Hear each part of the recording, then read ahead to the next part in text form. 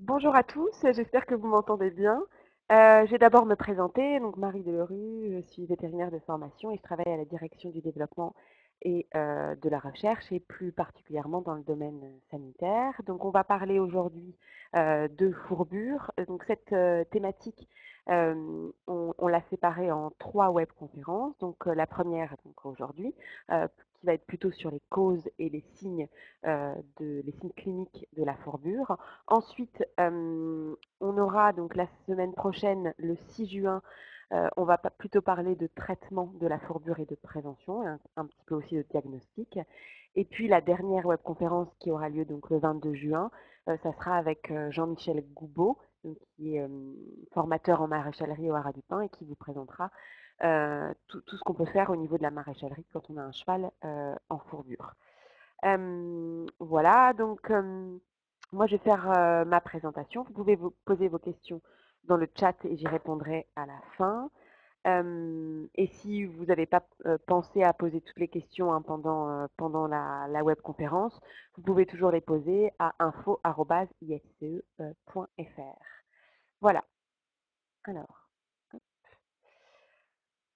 donc du coup, la fourbure, donc on va voir comment la reconnaître et quelles sont ses causes. Donc tout d'abord, qu'est-ce que la fourbure? Donc de façon très large, ça correspond à une congestion et une inflammation des pieds des équidés et c'est une affection fréquente et elle représente la deuxième cause de mortalité chez les équidés après les coliques. Donc si on regarde un petit peu la structure interne du pied, en fait le pied il est composé donc de la phalange distale, donc euh, hop, qu'on voit ici à l'écran. Ensuite on a donc le podophile et le kéraphile. Et en fait donc ces tissus-là, ils sont imbriqués l'un dans l'autre via des lamelles primaires et secondaires, un petit peu comme un velcro. Et donc du coup, l'imbrication de ces deux couches permet d'assurer une adhésion entre notre phalange distale et puis notre paroi du sabot qui est donc ici. Donc finalement, notre phalange distale, elle est suspendue dans le pied, de façon, il y a une cohésion assez forte, bien que le poids du cheval soit très important.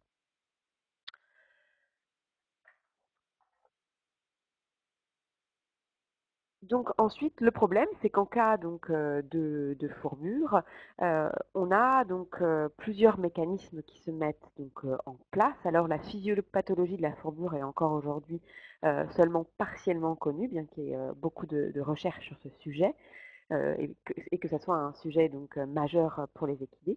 Et cette origine, en fait, elle est multifactorielle. On a une origine vasculaire avec un phénomène d'ischémie, c'est-à-dire une diminution de l'apport sanguin dans le pied, et des phénomènes ensuite de reperfusion. On a aussi des phénomènes enzymatiques, métaboliques et inflammatoires. Finalement, tous ces mécanismes vont entraîner une perturbation, une dégradation donc des lamelles dont on a parlé juste avant, donc de nos lamelles de podophile et de kéraphile. Donc on a une perte d'intégrité de ces lamelles.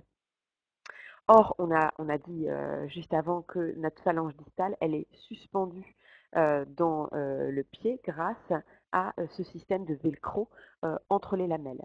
Donc finalement, quand il y a une dégradation de ces lamelles, et ben, notre phalange distale, elle n'est plus stabilisée par nos lamelles et elle perd sa cohésion avec la paroi du pied. Donc si on regarde un petit peu l'anatomie du pied, donc en haut, là on a donc un schéma donc de pied normal. Donc on voit bien que notre paroi dorsale du pied et notre paroi dorsale donc de la phalange distale, ici, elles sont bien parallèles. Donc si on regarde un petit peu de plus près l'anatomie, donc ici on a notre deuxième phalange, ici on a notre fameuse phalange distale qui est suspendue dans le pied, et puis là l'os naviculaire. Euh, voilà. Et donc ce qu'on observe, c'est qu'il y a une certaine distance, donc sur un pied normal, il y a une certaine distance entre la sole et puis l'extrémité distale de notre phalange distale. Si on regarde maintenant un petit peu donc, sur des pieds fourbus, alors c'est à différents, donc il y a plusieurs grades, là, on voit bien qu'il y a une rotation donc, de notre phalange par rapport à cette position normale. Ici, notre paroi, notre bord dorsal de la phalange distale n'est plus parallèle avec la paroi dorsale du pied. Donc finalement, on a un angle de rotation donc, qui ici est encore plus important. Euh, donc finalement, étant donné que ce qui se passe, c'est qu'étant donné que notre phalange elle n'est plus soutenue par l'appareil lamellaire, eh ben, elle bascule vers le bas. En conséquence du poids du cheval et de la traction qui est exercée par notre tendon fléchisseur profond du doigt, qui est donc ici. Heu, voilà et si on a des lésions encore plus sévères, donc là, on voit une vue latérale donc des pieds, mais on peut, donc là, j'ai pas montré de vue de face, mais on peut voir sur des, cas de fourbure très sévères, donc il y a une forte dégradation de l'appareil lamellaire. Il y a carrément plus la phalange qui, effectue une rotation, mais carrément qui descend, dans la boîte cornée. On parle d'effondrement, de la phalange distale.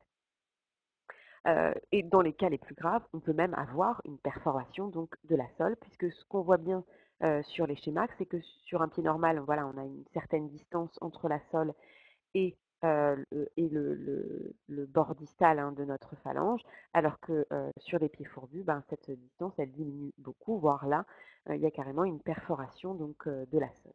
On peut même avoir ce qu'on appelle un désabotage, c'est-à-dire que le cheval perd son sabot. Et donc c'est notamment ce qu'on va voir donc, à la radio, mais ça on en parlera plus particulièrement la semaine prochaine. Donc maintenant on va voir quelles sont les causes de cette fourbure. Donc la fourbure, elle est toujours la conséquence d'autres maladies. On va évoquer ici les principales. Donc finalement, la première cause, ce sont les causes alimentaires, notamment l'ingestion importante d'aliments riches en glucides solubles. Il y a deux possibilités, soit une ingestion importante de concentré, donc un cheval qui s'échappe de son box et qui se rue sur un sac de granulés par exemple. Bon, ça c'est quand même pas le cas le plus fréquent. Ce qui est le plus important, c'est surtout au pâturage, donc une consommation importante d'herbes, et notamment dans des périodes à risque, donc au printemps et en automne, où l'herbe est plus riche en ces glucides euh, solubles. On peut avoir aussi donc le cas d'un cheval qui subit un changement donc alimentaire et qui a accès à l'herbe, qui était donc par exemple au box et qui tout d'un coup donc est mis à l'herbe. Il va un peu se ruer vers l'herbe et manger de grosses quantités d'herbe. Et on a vu, il y a une étude qui a montré que les animaux qui ont eu accès à l'herbe récemment, donc qui avant étaient qui étaient en box avant et qui n'avaient pas accès à l'herbe, bah, ils avaient 7 fois plus de chances d'avoir une fourbure, comparé à des chevaux qui avaient accès à l'herbe depuis longtemps, ou alors, bien sûr, pas d'accès du tout. Alors forcément, pour ces deux types de causes, ça va être surtout les chevaux obèses et les poneys et les ânes qui ont des besoins alimentaires faibles, qui vont être les plus à risque, puisque ces chevaux vont être rapidement en surcharge et qu'on sait que le surpoids est un facteur de risque pour l'occurrence de la fourbure. Il y a donc cette même étude anglaise qui a montré que s'il y avait une augmentation de poids chez un cheval dans les 3 mois précédant la fourbure, il y avait 4 fois plus de cette fourbure il était 4 fois plus à risque de développer une fourbure. Et souvent, donc, quand on a une fourbure suite à des causes alimentaires, on a une fourbure aiguë avec des signes cliniques qui sont prononcés, qui sont importants. On va parler ensuite des signes.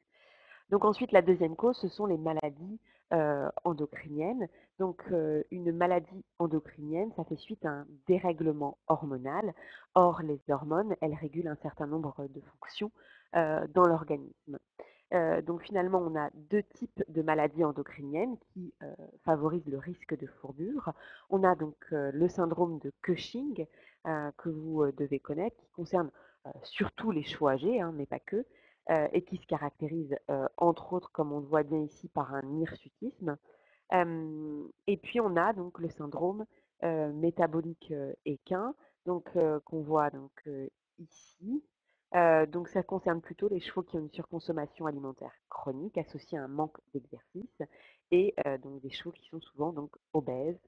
On a parfois des dépôts graisseux dans des zones préférentielles, donc chignon, épaules, passage de sangle, base de la queue salière. Et donc chez ces 2 types de chevaux, on a une prédisposition à la fourbure chronique. Ce qui est important à savoir, c'est qu'on peut avoir de petits épisodes de fourbure qui peuvent passer inaperçus par le propriétaire. Hem et donc du coup, c'est important de surveiller de façon rapprochée ces chevaux-là. On peut aussi bien sûr avoir des syndromes de fourbure aiguë, par exemple, au printemps, un cheval qui a un syndrome métabolique équin et qui mangent beaucoup d'herbes, voilà. Mais on a plutôt des signes cliniques un peu frustes et donc il faut vraiment suivre ces chevaux de près. Notamment donc dans le syndrome métabolique équin, on a une insulinorésistance. Finalement, ça se rapproche un peu, on pourrait le rapprocher, ce syndrome métabolique équin, au diabète de type 2 chez l'homme. Et l'insulinorésistance, c'est un facteur prédisposant à la fourbure. Il y a une étude qui a montré que 50 à 80% des chevaux qui sont atteints de ce syndrome de Cushing ont connu des épisodes donc, de fourbure. Donc, si vous êtes intéressé pour avoir plus d'informations sur ces 2 maladies, il existe donc une fiche Wikipédia pour chaque maladie. Ensuite, on peut avoir aussi donc des causes mécaniques. Donc la première chose, c'est qu'on peut avoir une fourbure après une activité physique intense et en particulier sur sol dur. Donc on parle de fourbure d'exercice et ça concerne notamment les chevaux d'endurance. Il y a une étude donc en France qui a été faite donc sur diverses courses d'endurance, donc plutôt de haut niveau. Et cette étude a montré que on avait une prévalence de 4 cas et demi sur 1000 départs. Donc il y avait 4 chevaux qui développaient une fourbure après une course d'endurance sur 1000 départs. Donc on peut penser que les principaux mécanismes à l'origine de cette fourbure sont des déséquilibres hydroélectrolytiques et acido-basiques et des troubles cardiovasculaires qui sont à l'origine d'un défaut de perfusion du pied, et cela bien sûr associé à des traumatismes répétés sur les sabots, notamment quand on est sur le sol dur. Donc ensuite, une autre cause, c'est sur un cheval qui a une douleur importante sur un membre, en particulier quand on a vraiment une diminution d'appui sur ce membre, par exemple lors de fractures, et bien du coup, le cheval va reporter son poids sur le membre controlatéral, donc le membre qui est de l'autre côté, et on peut avoir donc ce qu'on appelle donc une fourbure d'appui. Et souvent, on a donc dans ces 2 types de cas, pour ces causes mécaniques, on a, on a souvent une fourbure aiguë avec des symptômes assez importants. Il y a un cas notamment très célèbre d'un cheval de course américain qui a eu une fracture très importante et qui a été soigné dans une grosse clinique et qui a développé ensuite une fourbure du membre controlatéral. Donc toujours bien surveiller. Alors ça concerne plutôt des chevaux qui sont hospitalisés, souvent pour une grosse boiterie. Donc il faut toujours bien surveiller le membre qui est de l'autre côté pour éviter qu'une fourbure se développe. Euh, voilà. Ensuite, donc on va voir la dernière cause finalement, ce sont donc les coliques et foyers septiques. On peut avoir des coliques, une fourbure, pardon, suite à des coliques graves, une diarrhée sévère ou suite à des maladies infectieuses, en particulier lors de métrites postpartum, c'est-à-dire d'infection de l'utérus après un poulinage. Donc il faut faire notamment attention à la rétention placentaire. Et puis, on peut avoir aussi, suite à une pneumonie, une péritonite. Donc, pneumonie, c'est une infection des poumons, une péritonite, une infection de l'abdomen. En fait, suite à ces pathologies, on peut avoir des toxines qui sont libérées dans le système sanguin. C'est pour ça qu'on parle d'endotoxémie. Euh, Et ces toxines, elles vont créer donc des lésions donc dans le pied. Si de même, hein, si un cheval est atteint donc d'une maladie grave telle que je les ai citées, ben, une surveillance accrue des pieds est nécessaire pour détecter rapidement euh, une, une, une suspicion de fourbure. Alors, donc, j'ai pas cité hein, effectivement toutes les causes possibles de fourbure, mais c'est quand même vraiment les principales. Donc, il y a d'autres causes qui sont plus rares. On peut avoir certaines intoxications végétales, en particulier au noyer, une, euh, une injection de corticoïdes alors à forte dose, hein, c'est quand même beaucoup plus rare hein, tout ça. Voilà, un gros stress, etc. Ça peut être des causes de fourbure, mais voilà, je vous ai présenté quand même celles qu'on trouve le plus fréquemment en pratique. Donc maintenant, on va voir quels sont les signes cliniques qui sont évocateurs d'une fourbure. Donc la fourbure, elle va être le plus souvent localisée aux deux antérieurs, mais elle peut aussi concerner uniquement les postérieurs, ou voire concerner les quatre pieds, et souvent donc voire un seul pied, bien sûr, comme on l'a vu pour le cas d'une fourbure d'appui lors de fractures, par exemple. Et les chevaux donc de trait, notamment, sont plus à risque de développer une fourbure sur les postérieurs par rapport aux autres types de chevaux.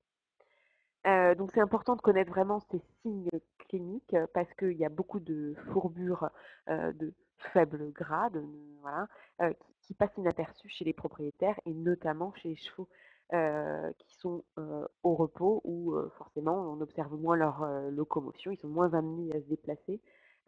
Donc finalement ça peut passer inaperçu, mais ça a quand même des effets délétères. Parce que finalement, même si on a une fourbure, si on a des petits épisodes de fourbure mais qui se répètent, on a quand même une dégradation de nos lamelles. Alors ces lamelles, elles vont se cicatriser, mais un tissu cicatriciel, il est toujours moins fonctionnel que le tissu sain d'origine. Donc c'est important de détecter tôt euh, les signes donc, de fourbure. Donc, tout d'abord, on a des signes donc de douleur in intense. En fait, les signes cliniques vont être évocateurs d'une inflammation et d'une douleur dans donc les pieds.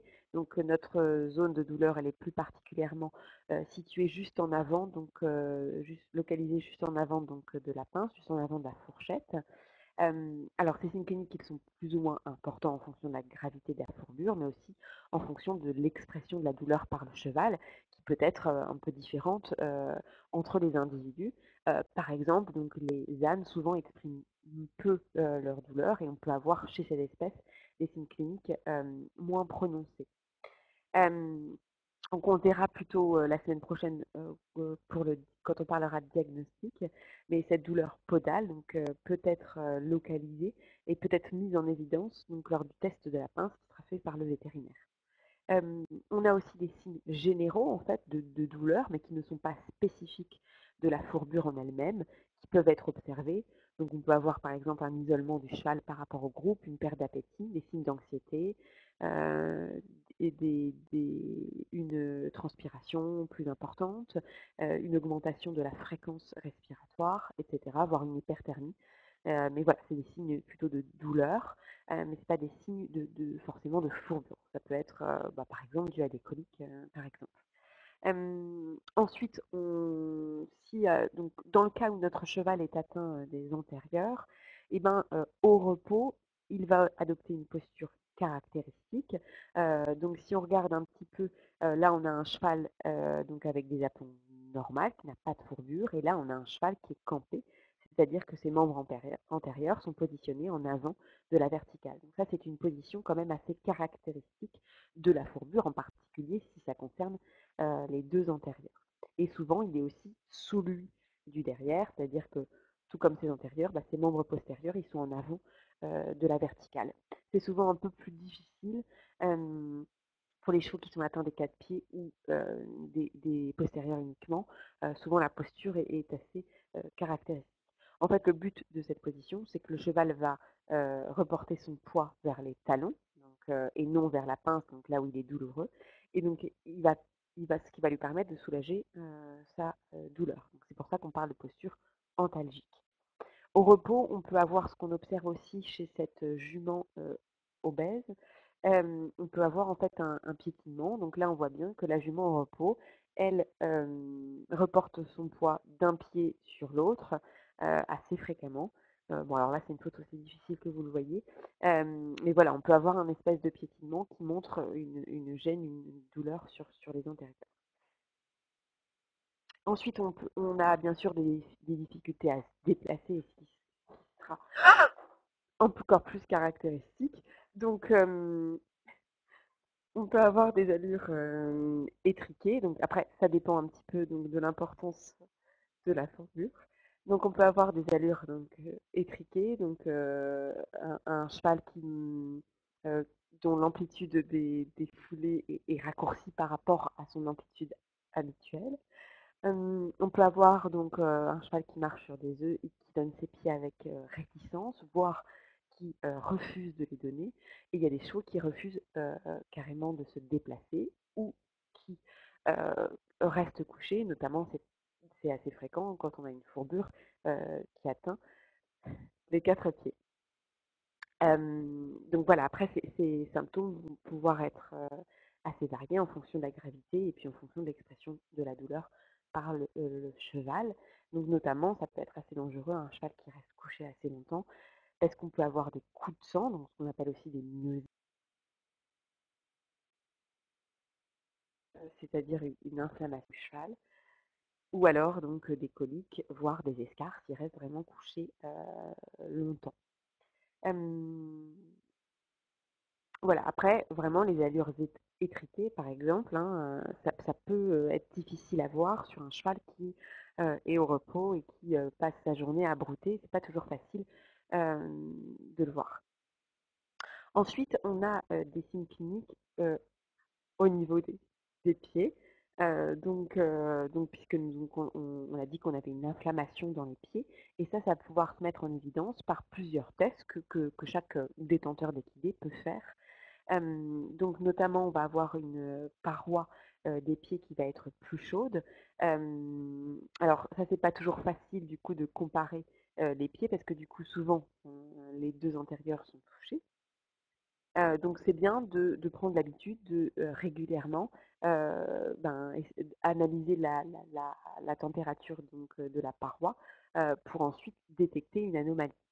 C'est exactement pareil pour la prise du pouls digité.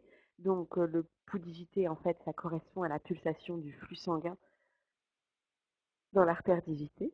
Donc on a deux positions. Donc on peut le faire soit au niveau donc, du boulet, comme on le voit sur cette photo-là. Donc c'est vraiment, on le voit en latéral. Alors vous ne voyez pas mon autre doigt, mais donc est en position médiale. Donc là il y a une petite artère qui passe ici. Et pareil ici, on la voit, on la devine un petit peu sur la photo. Donc ça se fait soit au niveau du boulet, soit au niveau donc, du pâturon. C'est un petit peu en fonction de l'habitude de chacun. Mais donc ça aussi, c'est pas toujours facile quand on l'a jamais fait, de tout de suite détecter qu'il y a une augmentation de ce pouls digité. Donc c'est bien de le faire quotidiennement, pour voir quand il y a une anomalie. Notamment, il ne faut pas appuyer trop fort, sinon on a tendance à écraser, l'artère et plus sentir du tout, le pouls. Et puis donc ensuite, on peut avoir donc finalement une fois qu'on a un épisode donc de fourbure aiguë, elle est prolongée par une forme chronique. On peut observer parfois une dépression en regard donc du bourrelet coronal donc ici, qui témoigne en fait de la descente de notre troisième phalange, de notre phalange distale. De plus, du fait donc de cette bascule de la phalange distale, ben, le bourrelet coronal, donc coronaire, qui est ici, il va se trouver coincé derrière la paroi du sabot et du coup, la croissance de notre corne va être perturbée. Elle va pousser très vite dans la région des talons, alors qu'elle va pousser lentement et de façon un peu anarchique en pince et en mamelle. Donc finalement, c'est pour ça que quand il y a eu un épisode de fourbure, alors là, c'est pas un cas très prononcé, mais on observe donc des stries sur les pieds avec une distance entre les stries. Alors ça se voit pas beaucoup ici, hein, qui est plus importante au niveau des talons qu'au niveau donc de la pince. Voilà, donc ces stries horizontales divergentes, hein, c'est assez caractéristique. On peut avoir aussi, hein, suite à des épisodes de fourbure, on peut avoir des abcès aussi de pied à répétition. Donc finalement, ce qu'il faut retenir, c'est que donc la fourbure, c'est une maladie qui est fréquente encore aujourd'hui, parce que finalement, bah, il y a, les facteurs de risque sont assez fréquents. Bah, il y a pas mal de chevaux qui sont en surpoids, notamment des chevaux qui ne travaillent pas, qui sont au repos, des chevaux à la retraite, etc. La maladie de Cushing, c'est quand même une maladie assez fréquente chez les chevaux âgés. Et puis, c'est une maladie qui est donc grave, qui peut entraîner l'euthanasie du cheval. La fourbure, ça correspond soit à la descente ou à la rotation de la phalange distale dans la boîte cornée, soit, dans les cas les plus graves, à un effondrement de cette phalange dans la boîte cornée. Il faut retenir que la fourbure, elle est toujours secondaire à une autre maladie et qu'il est important de connaître les facteurs de risque pour prévenir les épisodes de fourbure et qu'on a des signes évocateurs qu'il est important que tout le monde connaisse euh, pour les reconnaître de façon très précoce et agir rapidement. Donc voilà, j'ai fini ma présentation. Du coup, je vais regarder vos questions. Alors, la première question, la première question, c'est donc le SME est effectivement une maladie chronique d'alimentation. Y a-t-il des médicaments? Alors, finalement, le principal traitement pour quand on a un cheval qui est diagnostiqué, qui a eu un diagnostic de syndrome métabolique équin, c'est plutôt l'alimentation. Donc, à savoir adopter un régime alimentaire strict. Donc, si possible, et interdire l'accès au paddock, enfin l'accès à l'herbe en tout cas, et privilégier un régime alimentaire à base de foin uniquement. Donc, bien sûr, éliminer les concentrés et, si possible, du foin qui sera pesé. Il faut établir avec le vétérinaire traitant donc quelle quantité de foin devra être distribuée en fonction du régime que l'on veut faire subir au cheval et puis éventuellement de diminuer progressivement. Euh, Ensuite, en termes de médicaments, il y a pas il y a pas vraiment de médicaments qui, en tout cas, aient été mis au point pour les chevaux. Par contre, il y a un médicament qui existe en humaine et qui s'appelle la metformine. Donc ça, c'est à discuter avec votre vétérinaire. Mais effectivement, il y a un traitement qui peut être mis en place. Euh, Ensuite, alors c'est la même question, comment traiter le syndrome métabolique équin? Donc ça, j'y ai répondu et je vous invite à également aller voir la fiche Wikipédia sur ce sujet. Ensuite, est-ce que les lamelles se régénèrent? Donc oui, enfin les lamelles, elles se régénèrent pas vraiment, en fait, elles cicatrisent. Mais finalement, ce tissu cicatriciel, il est toujours moins efficace, moins fonctionnel que le tissu sain d'origine, donc il est plus fragile et un cheval qui aura fait un épisode de fourbure sera plus à risque d'en refaire ensuite. Voilà. Ensuite, si la phalange a basculé, va-t-elle revenir à sa place initiale après la cicatrisation des lamelles? Alors en fait, la phalange, elle ne va pas revenir toute seule en place, c'est plutôt, tout ça c'est le travail en fait du maréchal, de maréchalerie, donc ça c'est plutôt Jean-Michel qui vous en parlera, pour faire du parage et de la maréchalerie, pour réaligner effectivement euh, notre paroi du sabot avec la phalange. Mais voilà, ça c'est vraiment le travail du maréchal de réaligner tout ça. Le syndrome métabolique. La prochaine question, c'est le syndrome métabolique équin se détecte-t-il par prise de sang et quoi rechercher? Alors effectivement, on peut faire des prises de sang et notamment on dose l'insuline. Alors il y a plusieurs possibilités et ça je vous invite à voir avec votre vétérinaire ce qui est possible de faire, mais en gros c'est des mesures donc d'insuline et éventuellement de glucose dans le sang. Je ne sais pas si vous avez précisé pourquoi les signes sont peu visibles sur les chevaux atteints de Cushing. Finalement, alors on peut avoir un peu des épisodes un peu plus frustes, un peu plus chroniques et puis des épisodes aigus, hein, bien sûr, si le cheval, mange une certaine quantité d'herbe à un moment donné. Mais, finalement, comme c'est un syndrome un peu, chronique, on a une augmentation et une diminution de certaines hormones, dans l'organisme du cheval. Donc finalement, on a aussi une fourbure un peu chronique associée. Voilà, c'est pour ça que les signes sont un peu moins visibles. Bon après ça c'est, pas toujours vrai, hein. On peut avoir un cheval qui a atteint d'un syndrome de Cushing et qui fait une fourbure, très importante, aiguë et cetera. Ensuite, mon cheval a eu 2 abcès aux antérieurs. Ils sont sortis tous les 2 et depuis il marche sans problème. Le véto est sûr qu'il a quand même une fourbure, mais rien sur les radios. Comment savoir s'il y a eu fourbure ou non? Donc effectivement, hein, c'est possible que, il peut y avoir un peu, des suite à des fourbures, hein, des épisodes de fourbure et qui peuvent être passés inaperçus, des abcès un peu à répétition. Donc c'est possible qu'il y ait eu des épisodes de fourbure sur ce cheval-là. Après, mmh, sur des fourbures, peu importantes, c'est possible qu'il n'y ait pas, de symptômes en fait à la radio, hein. Il y a pas toujours, de symptômes. Il peut y avoir de la fourbure sans qu'il y ait vraiment une descente, ou une bascule de la phalange. Donc oui, c'est possible qu'il y ait, eu des épisodes de fourbure. Par exemple, ça pourrait être intéressant de faire un phlébogramme. Du coup, ça, j'en parlerai plutôt à la prochaine, webconférence. Hem, voilà, j'ai l'impression que, il y a plus, de questions. Du coup, si vous avez d'autres questions qui vous viennent en tête, hein, ou que vous n'avez pas pu poser, maintenant je vous invite, à les poser sur, info@ifce.fr, hein, et je vous répondrai directement. Donc la prochaine webconférence, je vous le rappelle, sur le thème de la fourbure, ça sera la semaine mardi prochain, hein, plutôt sur le traitement, enfin diagnostic, traitement et prévention, d'autres épisodes de fourbure. Voilà, je vous souhaite une bonne journée. Au revoir, à la semaine prochaine.